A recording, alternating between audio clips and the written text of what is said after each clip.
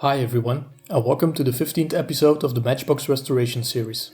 In this episode I'll be restoring the 58b Drott Excavator. This episode is also a collaboration with several other restorers around the same team. This month's theme is construction vehicles, hence my choice for this model. I've linked the other restoration videos in the video description below. The 58b model was introduced in 1963, replacing the British European Airway coach. This particular model is missing its treads and has chip paint all around the body. You will usually find these models in red, but since this is a later model, it was recolored orange. If you take a closer look on the hinges, you'll see that I won't be able to refit them once drilled out.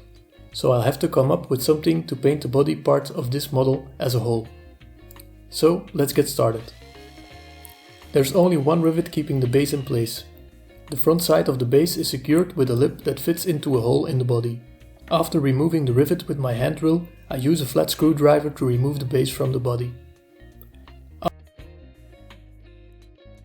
After removing the base, I can drill a 1.5mm hole in the rivet post so it can be used to fit a 2mm countersunk screw to put everything back together once the model is repainted. I use my drill press to carefully drill the hole into the rivet post. The base has the two axles that hold the rollers for the treads. These can be removed in the same way as axles with regular wheels. I remove the lip that holds the front rollers in place with my Dremel tool so they can come off.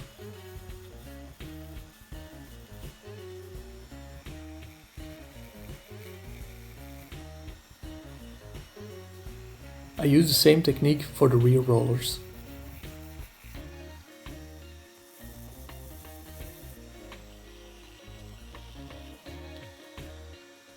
Before I remove the original paint from the body, I try to create a nice color mix for the new paint job I'm about to do. I use both the X7 red and X8 yellow Tamiya acrylic paint for this.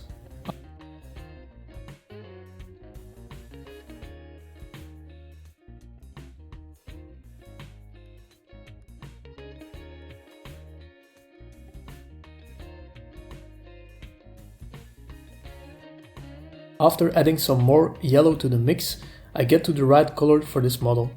I then do a last check of the obtained color by putting some paint onto the body of the model. It looks okay. Time to remove the paint from the model. I'm using the caustic soda method for this model. I first put the parts into a glass jar, add some boiling water, and finally add the caustic soda. The reaction takes place instantly and I leave the model in it for a while.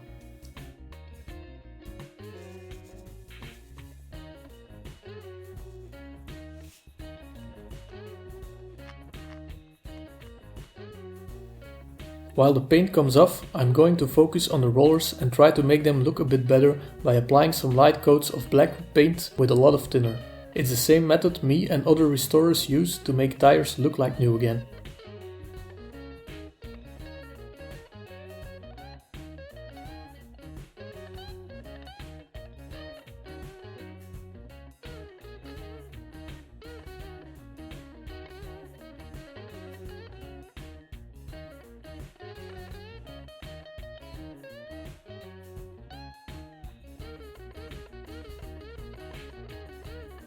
We're in the middle of the restoration process and the model will need some extra care after the treatment with the caustic soda.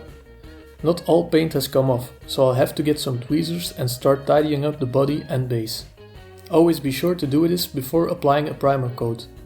Although the primer will probably cover the original paint, you'll always see the parts where the original paint hasn't completely come off. This step can easily make or break your restoration. After all paint chips are gone, I'm using the Tamiya Fine Surface Primer to prepare the base and body for a proper paint job. I'm using small amounts of primer while making sure every part is covered.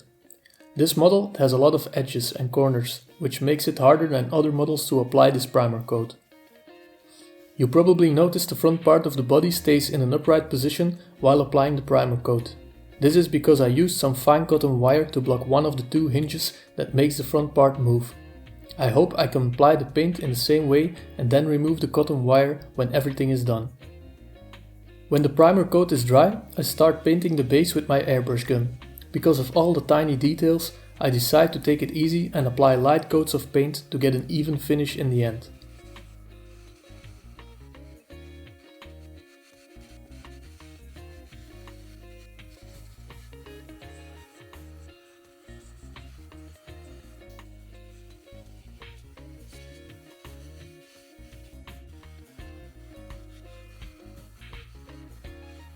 Then I used the same approach for the body. This might be the hardest model that I have painted so far. Hello. This might be the hardest model that I have painted so far. Especially with the hinges blocked in the upright position, it's very hard to reach all spots equally. It takes some time to get everything painted, but I think it will pay off in the end.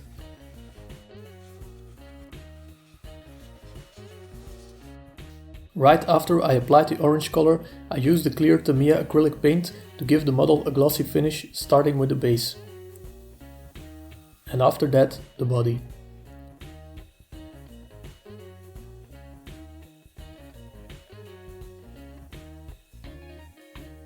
After the paint has dried, I can refit the rollers onto the base. I used the original axles of the model by creating a new lip at the end of the axle. This way the roller is secured onto the axle. Some people have noticed that the created axle ends don't have the same size as the other end. This is totally intentional. The original axle finish also features one bigger end and one smaller one.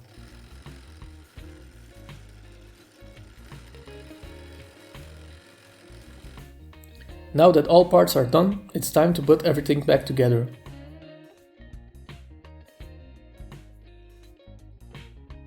I use an M2 countersunk screw to secure the base onto the body.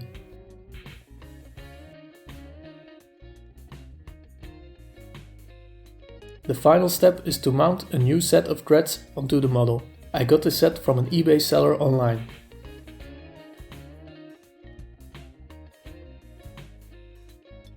And that's it. The Drott Excavator started off with missing threads and chipped paint all around the body. After mounting a new set of threads and repainting the body and base, it looks like new again. The repainting of the model sure was a challenge. This must have been the hardest paint job so far.